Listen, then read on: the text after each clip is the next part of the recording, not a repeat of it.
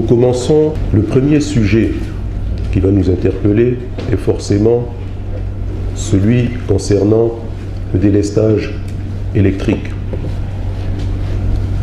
que nous subissons tous aujourd'hui, particuliers, entreprises, industriels, commerçants, tout le monde.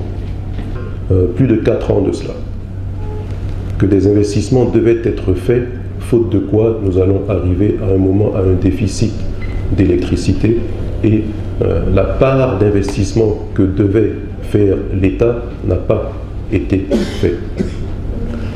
Aujourd'hui, s'il est vrai qu'il y a des pannes au niveau de turbines d'Azito et de Cyprel et que le barrage de Buyo est endommagé, il n'en reste pas moins que nous aurions pu éviter cette situation-là.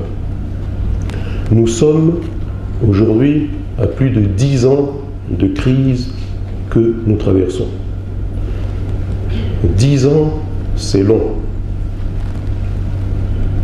Les seules victimes permanentes de la crise ivoirienne restent les acteurs économiques et la population ivoirienne. Nous, contribuables, finançons intégralement le processus de sortie de crise parce qu'il ne faut pas oublier que depuis de nombreuses années, nous étions coupés de relations avec les bailleurs de fonds et c'est l'activité économique locale qui finance la sortie de crise. Mais cette sortie de crise, elle est longue, elle est coûteuse et on a l'impression que beaucoup prennent leur temps. Les conséquences sont aujourd'hui ce que nous vivons. Il y a d'énormes problèmes de gouvernance, d'énormes problèmes de gestion de la chose publique et les répercussions sur l'économie et nos activités sont tous les jours de plus en plus graves. Après avoir pris la parole, je laisserai ceux qui voudront bien poser des questions et ceux qui voudront apporter des contributions parce qu'il y a dans cette salle des opérateurs de différentes activités économiques et qui pourront témoigner des conséquences aujourd'hui des délestages sur l'activité économique. C'est pire que ce que nous avons connu en 1983. En 1983, ça avait duré 3-4 mois.